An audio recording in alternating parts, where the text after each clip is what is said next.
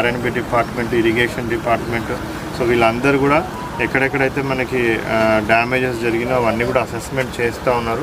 Maximum మన కృషి ఏంటంటే యాజ్ ఎర్లీ యాజ్ పాసిబుల్, ఎంత త్వరగా అయితే అంత త్వరగా ఆ ట్రాఫిక్ని పునరుద్ధరించడం అనేది ఒకటి మెయిన్ థింగ్ మనం పెట్టుకున్నాం.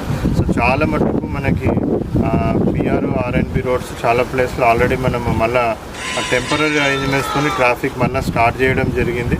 సో ఇంకా ఏవైతే మిగిలిపోయి ఉన్నాయో సో అవి కూడా కొన్ని పెద్ద పెద్ద వర్క్స్ మాత్రమే మిగిలిపోయింది. ఇప్పుడు నిజాంపేట నుంచి మనకి సిద్దిపేట పోయే రూట్ ఇక్కడ చూస్తే నేషనల్ హైవేది ఆల్మోస్ట్ ఇక్కడ టోటల్గా కూడా డ్యామేజ్ అయిపోయింది. అంటే ఏ వెహికల్స్ కూడా పోనిచ్చే పరిస్థితులు ఇప్పుడు ఇక్కడ లేదు.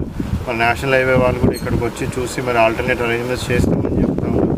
సో ఇటువంటి తప్పితే ఇంకా వేరే దగ్గర అన్నింటిలో కూడా మనం చిన్న చిన్నవన్నీ కూడా రిస్టోరేషన్ చేయడం జరిగింది. మన ప్రభుత్వం కూడా ఆనరబుల్ సీఎం గారు కూడా మొన్ననే ఇన్స్ట్రక్షన్స్ చేయడం జరిగింది. ఎక్కడెక్కడైతే మనకి డ్యామేజెస్ జరిగినాయో మరి ఇప్పుడు టెంపరీ రెస్టోరేషన్, అదేవిధంగా పర్మనెంట్ రిస్టోరేషన్స్ కూడా ఎస్టిమేట్స్ వేసి పంపించమని చెప్పడం జరిగింది. ప్రజలందరూ కూడా నమస్కారం.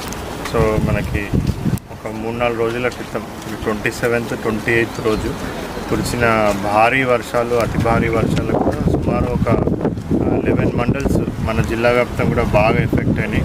ఒక 2-3 మండల్స్ అయితే మనకి ఆల్మోస్ట్ 200 mm 2 రోజుల వరకు, ఒక మండల్ అయితే 300 mm 2 రోజుల వరకు కూడా మనకి వర్షాలు పడడం జరిగింది. మరి దాంట్లో అంత అతి భారీ వర్షాలు ఒకటేసారి పడడం వల్ల చాలా పెద్ద ఎత్తున మనకి నష్టం అనేది జరిగింది. ఎస్పెషల్లీ ఈ రోడ్స్, కల్వర్ట్స్, కాజ్వేస్, బ్రిడ్జెస్ చాలా ప్లేస్లలో, so R and B roads, PR roads, national highway roads, so ఏ రోడ్ అని కూడా తేడా లేకుండా కూడా ఎక్కడెక్కడైతే మనకి ఈ ఫ్లోస్ ఉన్నాయో అవన్నీ కూడా ఓవర్ఫ్లో కావడం, ఆ రోడ్ పై నుంచి, బ్రిడ్జ్ పై నుంచి కూడా పోవడం, చాలా పెద్ద ఎత్తున మనకి ఈ ప్రాపర్టీ డ్యామేజ్ అనేది కూడా, ఇన్ఫ్రాస్ట్రక్చర్ డ్యామేజ్ అనేది జరిగింది.